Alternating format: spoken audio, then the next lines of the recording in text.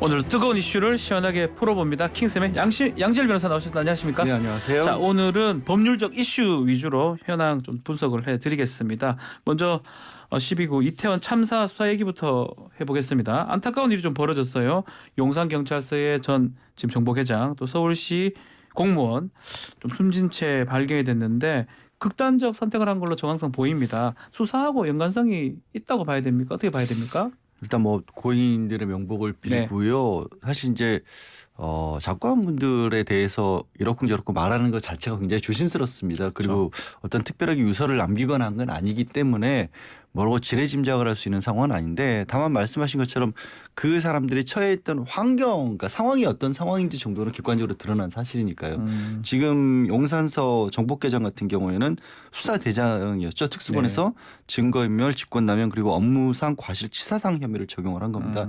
사실 이제 법적 혐의는 이런데 그럼 뭘 했다라고 이 사람에 대해서 의심을 하고 있었냐면, 압수수색 과정에서 부하 직원이 작성했던 이 위험 분석 보고서를 삭제하도록 한 게 아니냐라는 의혹을 받았던 겁니다. 지시. 예. 그러니까 원래 이제 이게 그냥 경찰 그 문서 관리 시스템에는 한 72시간 정도 지나면 자동으로 삭제가 되도록 돼 있답니다. 그게 네. 어떤 의미냐면, 이렇게 등록을 했더라도 나중에 정리해서 최종 보고서를 만들고 나머지 원본들은 자동 삭제가 되도록 했는데, 이제 이 정경감 같은 경우에는 그 전에 부하 직원이 개인 PC에서 작성한 보고서가 또 따로 있을 거 아니에요. 예. 그것마저도 삭제하도록 한 게 아니냐라는 그런 의혹을 받고 있었던 상황인데, 예. 문제는 사실 아까 말씀드린 혐의 중에 업무상 과실치사상 혐의가 아니 그건 너무 멀지 않나요? 그러니까 삭제하고 사람의 이제 죽음, 다침하고 연관성이 있다고 봐야 됩니까? 그러니까 저도 이 부분은 굉장히 의아합니다. 일단 뭐 이게 언론을 통해서도 이전에 알려졌을 때도 혹시라도 이제 용산서가 제대로 대비를 하지 못했던 부분을 은폐하기 위해서 정보관련 부서에서 이 문서들을 삭제하도록 한 게 아니냐라는 의혹은 제기가 되는데, 지금 말씀드린 것처럼 참 이 참사의 직접적인 계기라고 볼 수는 없거든요. 그렇죠. 그냥 뭐 예컨대 뭐 삭제 지시 그 부분, 뭐 직권남용이나 뭐 증거인멸이라면 그 부분은 몰라도 업무상 과실치사까지 하는 건 조금 좀 멀어 보이긴 한데요. 그러다 보니까 혹시 이게 이제 경찰 내부 게시판 같은데 너무 현장에 있는 책임자들에게, 현장 실무자들에게 좀 무거운 책임을 지우려는 그런 분위기이기 때문에 이런 일이 벌어진 게 아니냐라는 관측이 좀 조심스럽게 나오고 있는 겁니다. 수사니까 피의자 조사받기 전에 이렇게 이런 일이 일어났으니까 이 수사랑 완전 직접 연관성이 있다고 보는 게 맞는 것 같고, 서울시 공무원도 좀 비슷한 뭐 내용이 있는 겁니까? 서울시에서는 아니라고 얘기를 하긴 하던데요. 그러니까 서울시에서는 이 숨진 공무원이 담당했던 게 안전총괄실 산하의 안전지원과를 맡았다고 합니다. 그런데 애초에 이게 이런 좀 참사도 그렇고 이런 국민적으로 굉장히 큰 어떤 일이 있으면 저는 늘 강조하는 게 뭐 낱낱이 괜히 엉뚱하게 가리려거나 뭐 이런 내막이 좀 드러나는 걸 막으려는 움직임만 있어도 국민들이 더 큰 의혹을 가질 수가 있거든요. 그렇죠. 애초에 서울시에서 이 안전지원과는 참사하고 무관하다고 그렇게 얘기를 했었어요. 뭐 폭염이나 한파 같은 것, 뭐 축제나 행사 안전관리 이런 일을 맡는 것이지, 애초에 지역 축제와 상관없는, 사실 이제 이태원 참사 같은 경우는 이제 지역에서 주최 측이 있어서 치러진 행사가 아니었기 때문에 안전지원과 업무가 아니라라고 했는데, 그게 아니라 이 YTN에서 입수를 했네요. 여기서 이제 서울시 공문들을 보니까 아니었다라는 거죠. 이 이태원 참사 후에 긴급 점검이라든가 저 참사 피해자들에 대한 심리 회복 지원 모두가 안전지원과 업무였고, 특히 시의회, 국회에서도 이 관련 참사 자료들을 모두 이 안전지원과에서 담당을 해서 제출했다는 거예요. 그러면 뭔가 책임이 지워지고 있었다라는 거 아니겠습니까? 그리고 이 사람이 그 안전과의 이 결재권자, 책임자였거든요. 안전지원 그러면 과장이었어요. 책임자니까 그러니까 관련성이 있다고 봐야 되는 거 아닙니까? 당장 이분 같은 경우는 일단 수사와 관련돼서 뭐 혐의가 있었던 건 아니었는데 일차적으로. 그런데 어쨌든 갑작스럽게 이런 뭐 비고가 들리다 보니까 뭐 공무원도, 이 서울시 공무원들도 아니 이태원하고 관련이 없으면 왜 돌아가셨겠냐 이런 또 얘기들을 게시판에 사고 있는데요. 다시 한번 말씀드리지만 뭐 작관 돌아가신 분들에 대해서 이렇다 저렇다 주관적 판단하는 게 아니라 상황이 이런 상황이었는데, 저는 참 답답한 게 이 자리에 계셨던 이 두 분이 그만큼 무거운 책임을 져야 할 위치에 있었냐느냐, 그건 아니잖아요. 그런데 왜 이 사람들이 이 목숨을 잃어야 하는 거죠? 누가 제가 뭐 다른 사람의 목숨을 잃어난 게 아니라 왜 사실 더 큰 책임을 져야 될 사람들은 따로 있을 텐데 왜 이런 일들이 이 실무 담당자 선에서 벌어졌는지 이게 정말 저는 안타깝습니다. 자신이 가진 권한만큼 책임을 져야 되는데 권한 이상의 지금 책임을 진다 이 말씀을 하려고 하는 거죠. 사실은 그런 분위기가 있었던 네. 게 아닌가 걱정스러운 거죠. 자, 지금 특수본 방향, 수사 방향 자체를 좀 어떻게 우리가 평가를 해야 됩니까? 지금 계속 그 얘기하고 있거든요. 행정안전부가 네. 주무부처잖아요. 또 이거는 지자체 아니면 서울시, 용산구청도 문제가 많이 된다고 해야 되는데 수사는 진전하지 못하면서 변죽만 올린다. 이런 얘기가 있습니다. 결국 대표적인 게 용산 서방서장 최동범 서장을 입건한 게 대표적인 사례가 아닌가 싶습니다.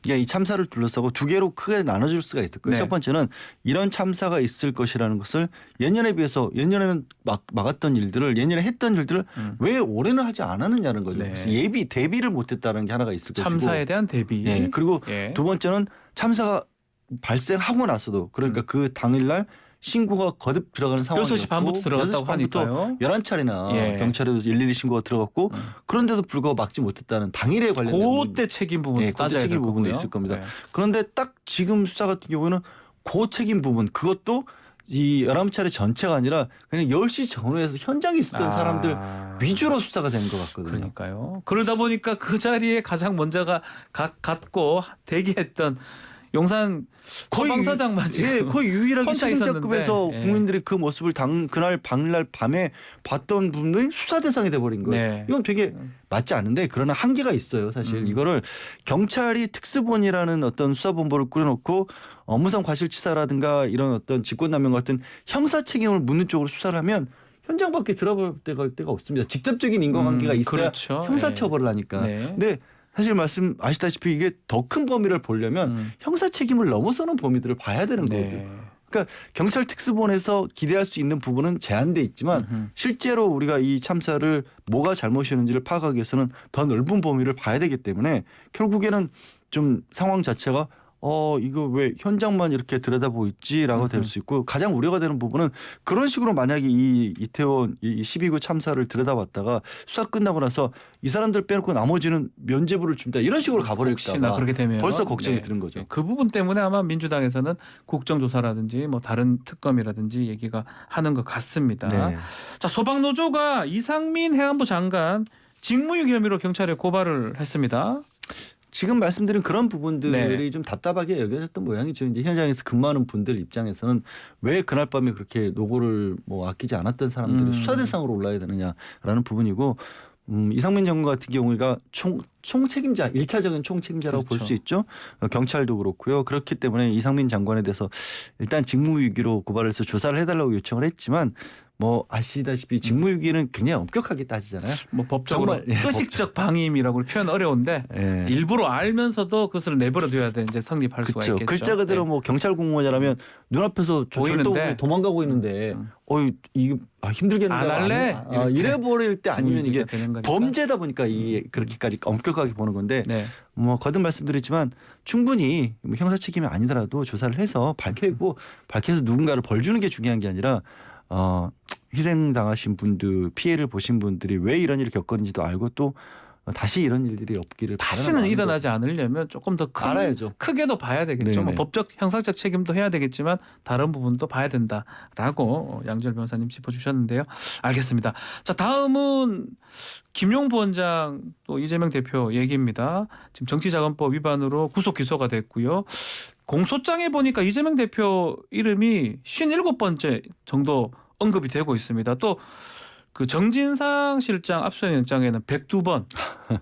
이게 신기하게 이렇게 많이 언급이 되는 이유가 뭡니까? 일단 기소됐고 수사를 받는 정작 압수수색의 대상보다도 더 이름이 많이 네. 나왔어요. 사실. 본인보다 더 많아요. 네, 당사자보다도 더 많이 나왔고요. 네. 또 이름이 이렇게 많이 나온 걸 보면 이게 지금 공소장도 20장이라고 네. 20장 해당하고 압수수색 영장도 특이하게도 34쪽의 이름이다. 이건 굉장히 이례적인 거거든요. 그렇죠. 아시겠지만 뭐 압수수색 영장 같은 경우는 이러이러한 한 범죄 장만 써도 돼요, 사실. 보통은 그렇죠. 한 장만 씁니다. 그래서 네. 이렇게까지 두 가지 생각을 해볼 수 있는 게 상반된 생각이 가는 거죠. 이렇게까지 많은 문제점들이 있었다라고 볼 수도 있는 거고요. 이렇게까지 많이 구구절절히 풀어서 설명하지 않고는 이게 범죄라라고 또 얘기하기가 어려울 수도 있는 어렵다. 상황이고요. 예. 일단 직접적으로 뭐 여쭤보신 부분 왜 이렇게 이재명 대표는 그런 당사자도 아닌데 이름이 많이 나왔을까?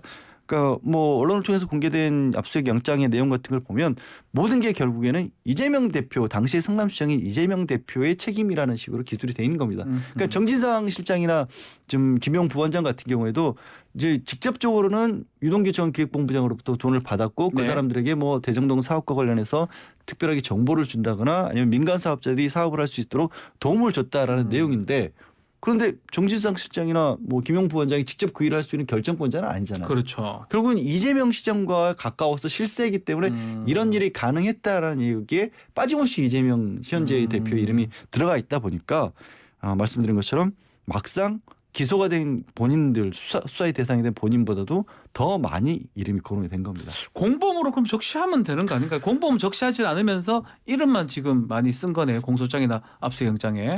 저도 그래서 이렇게 기소를 하게 되면 우리 왜 뭐 한동안 피의 사실이 예. 너무 지나치게 알려지는 것도 좀 막아야 된다라는 얘기도 있고 이른바 공소장 일본주의라 그래서 딱 그 범죄 사실 이외의 나머지 부분에 대해서는 이 담당하고 있는 판사에게 선입견을 주지 않기 위해서 너무 자세히 쓰는 걸 쉽게 안 쓰지 말씀드려서 않나요? 쓰지 않도록 예. 하고 있지 않습니까? 예. 법적으로도.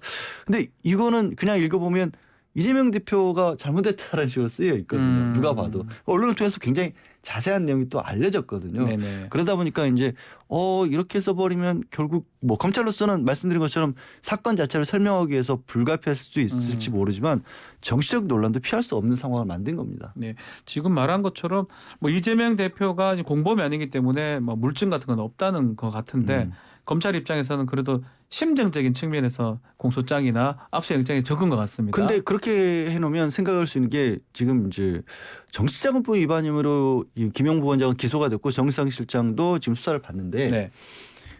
이게 짚어지는 게 유동규 전 본부장을 통해서 대장동을 이 사업을 했던 뭐 남욱 변호사라든가 김만배 전 대주주장 이런 사람들 사이에 돈이 조성이 되고 오간 부분이 있다는 건 물증까지 있어서 확실하게 나온 부분이 네. 있어요. 근데 그게 건너갔던 부분은 나온 게 하나도 없거든요. 없고요. 아직까지. 예. 근데 정진상 지금 실장 같은 경우 이제 뭐 구속 영장을 청구할 가능성이 높지만 김용 부원장은 구속돼서 기소가 됐잖아요. 네.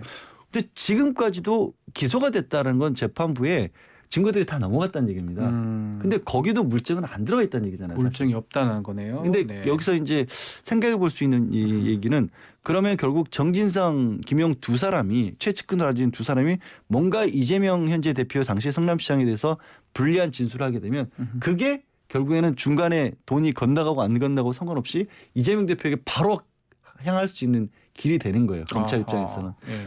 저는 그렇게 봤을 때 이렇게 저는 진술에 의존하는 수사 자체에서는 좀 뭐 반대하는 입장이긴 합니다만 구조는 검찰이 혹시 그런 부분을 좀 기획 노리고 있는 게 아닌가 하는 생각이 듭니다. 자, 그러면 지금 검찰 앞으로 수사 방향 어떻습니까? 지금 특히 또 제가 좀 궁금한 거는 저희가 형사법 이런 거 공부할 때 기소 후의 수사는 상당히 좀 제한적이지 않습니까? 그래서 제가 그 말씀을 드린 거예요. 그러니까 재판에 넘어간 뒤부터는 검찰의 시간이 아니라 법원의 법원의 시간이기 때문에 시간인데 원칙적으로 강제 수사는 할 수가 없거든요.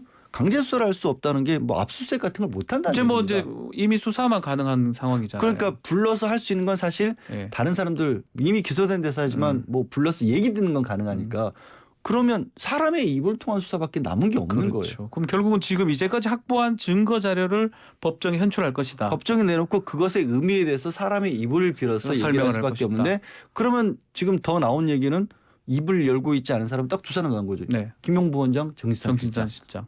그렇죠. 근데 그러면 이렇게 사실 어마어마한 수사에서 다른 물증이 없이 그걸로 그러면 수사가 가능할까? 재판이 가능할까? 다시 한번 또 거기로 원점으로 돌아가면 의아해지는 거죠. 그렇죠. 자, 어제 이재명 대표가 SNS 대장동 녹취록을 공유를 했습니다. 직접 좀 보고 판단해달라. 특히 그분, 소위 그분. 이게 지금 가장 여기에서 쟁점이 됐던 부분 아니겠습니까? 그러니까 이게 애초에 지난해 되게 논란이 됐던 이른바 정영학 네. 회계사의 녹취록에 보면 이제 뭐 얼마 김만배 대주주가 뭐 700억 가량의 비자금을 조성한다 이런 얘기가 나오면서 그게 다 내 것이 아니고 그분 것이다 이런 표현도 나오는데 그분. 네. 예, 그게 이제 과연 누구를 가리키냐가 지난해부터 논란이 됐었습니다. 계속 그분 예, 얘기를 그분이 많이 했습니다. 논란할 수 예. 있었는데 이제 그 뭐 이 압수수색 영장이라든가 이런데 같이 기재가 된 지난해 재판 자료에 나온 거 보면 이 지금 현재 검찰이 보고 있는 것이 이재명 대표를 바로 그분이라고 지금 지목을 하고 있는데 또 녹취록 내용 중에는 뭔가 거기에 안 맞는 내용들이 나와요. 예를 들어서 맥락상? 유동규 전 예. 본부장이 자기가 이제 뭐 이 남북이라든가 이런 변호사들하고 얘기를 하면서 2층에서는 모르게 해야 된다는 얘기를 하는 게 네. 나오거든요. 2층이 이제 정시장 실장 근무하는데 시장실이 있는 데입니다. 예. 그럼 거기가 만약에 정시장 실장하고 현재 이제 검찰에 기소한 것처럼 유동기 전 본부장하고 뭐 의형제를 맺어서 모든 걸 다 같이 했으면 2층이 모르게 한다는 것도 또 안 맞는 거거든요. 이상하네요. 그러니까 예. 그래서 앞으로 그런 부분들이 어떻게 검찰이 정리해 나갈지가 아마 재판 과정에서 쟁점이 될 겁니다. 신빙성을 확보하는 게 뭐 아마 재판의 과정 아니겠습니까? 근데 신빙성 확보, 신빙성 확보라는 게 결국 누구 말을 믿을 거냐 믿는 것이냐. 근데 예. 다시 한번 말씀드리지만 이런 정도의 사건을 둘러싸고 말 가지고 누구 말을 믿고 안 믿어서 재판이 이루어진다? 과연 그게 타당할까요? 또 검찰이 또 어떤 또 증거를 갖고 있는지 뭐 그건 뭐 알 수 한번 없습니다. 지켜봐야 아직까지 될 것 나온 게 같습니다. 없으니까 네, 드리는 알겠습니다. 자, 다음 주제는 또 법률적 쟁점인데요. MBC가 대통령실이 그 전용기 탑승 불허했던 거 관련해서 헌법 소원을 제기하기로 했다면서요? 제 헌법 소원이라는 게 결국 와. 공권력의 행사 때문에 국민의 기본권이 침해됐다라고 주장을 하면서 헌법재판소에 그 공권력의 행사를 취소시켜달라고 요청하는 거지 않습니까? 그렇죠. 근데 좀 당황스러웠어요. 저도 뭐 기자 출신이고 하지만 네. 이렇게 비행기 취재진을 특정 언론사는 타지 말라라고 못하게 하는 한 조처가 거. 가능한 일이라는 발상을 해본 적이 없거든요. 그래서 이거는 이제 단순하게 어떤 대통령이 그냥 뭐 대통령이 임의로 할 수 있는 일은 아니라고 저는 생각이 들기 때문에 그런 일이 벌어졌으니까 MBC 기자분들 입장에서는 이거는 그냥 어떤 직무상의 문제가 아니라 모든 국민이 가지고 있는 언론의 자유라는 기본권을 침해당한 것이다라고 주장을 하면서 헌법 소원을 청구하겠다는 거죠. 자, 그렇다면 이제 헌법 소원 이 국민의 기본권이 침해당했을 때 네. 공권력의 행사 불행사로 침해당했을 때는 할 수 있는 건데 결국 이게 공권력의 행사냐 안 행사냐 이게 또 중요할 것 같기도 하고 통치 행위로도 볼 수도 있을 것 저는 같기도 통치행위라고까지 통치행위라고 하는 게 외교나 안보와 네. 관련돼서 네. 법적 판단을 구하기는 너무 큰 사안일 때 가능한 거지. 이건 그런 문제는 아니죠. 비행기 못하게 하는 게 통치 행위는 아니다 이 말이죠. 그렇죠. 예. 예. 그리고 분명히 근데 저는 이게 심지어 공권력에 해당하는지조차도 잘 모르겠어요. 이렇게 할 수 있는 공권력이라는 게 있는 건가? 아하. 왜냐하면 전용기라고 하지만 그 공적 용도로 애초에 사용하도록 돼 있는 거 아니라 아하. 개인 비행기는 아니니까. 예. 그래서 그게 문제네. 공권력이냐 아니냐가 엉뚱하게도 네. 할 수 없는 일 마치 우리가 좀 예. 어려운 얘기지만 직권 남용이 되려면 권한이 있는데 남용을 해야 되는데 권한이 없는 일을 한 거 아닌가? 그래서 무죄된 사례도 많아요. 그러니까요. 그래서 엉뚱하지만 헌법재판소에서 그걸 고민할 것 같아요. 아, 그렇다면 저도 좀 애매한 게 처음부터 그렇게 타라 마라 할 수가 없는 왜 자비로 가는 거잖아요. 그러니까 그런 예. 부분 때문에 이게 헌법 소원 하더라도 공권력의 행사가 없었다고 해가지고 각하나 기각이 될 수도 있겠네요. 그렇게 돼버리면 근데 이제 대통령실 입장에서는 오히려 더 민망해지는 거죠. 뭐 권한도 없는 일을 한 게 되니까. 그냥 뭐 워낙에 아니 저희도 이런 경우 처음이니까 유례가 없는 일이라서 예, 그냥 뭐. 상상의 나라를 한번 펴봤습니다. 네. 글쎄요. 예상은 가능할까요 혹시? 그 상상의 나라까지 펴는데 예상이 어떻게 가능하겠습니까? 알겠습니다. 지켜봐야 될 것 같습니다. 자, 오늘 킹스맨 여기서 마무리를 하겠습니다. 양질 변호사님 감사합니다. 네, 고맙습니다.